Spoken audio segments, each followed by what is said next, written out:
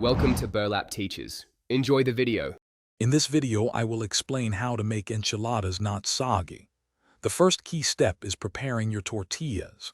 Briefly fry each corn tortilla in about 1 tablespoon of hot oil for about 10 to 15 seconds per side. This creates a slight barrier, preventing them from soaking up too much sauce. Alternatively, you can quickly warm them in a dry pan or microwave to make them pliable without frying. This simple preparation makes a huge difference in texture. Next, let's talk about your enchilada sauce. A slightly thicker sauce adheres better to the tortillas without completely saturating them. You can achieve this by simmering it longer or adding a cornstarch slurry. When assembling, be mindful not to drench each enchilada.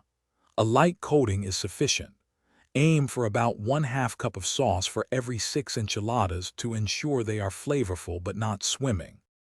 The filling and assembly process also plays a vital role. Make sure your filling is not excessively wet. Drain any excess liquid from cooked meats or vegetables. When arranging your enchiladas in the baking dish, avoid packing them too tightly. Leave a small space, perhaps 1/4 inch, between each one. This allows for better air circulation and more even baking, preventing steam from making them soggy. Finally, proper baking is essential for a non-soggy result.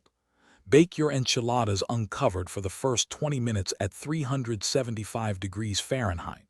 This initial exposure helps evaporate excess moisture. Then, you can cover them for the remaining 10 to 15 minutes if needed.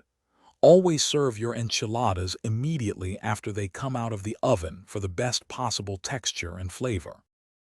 Thanks for watching. Consider subscribing if this video helped you.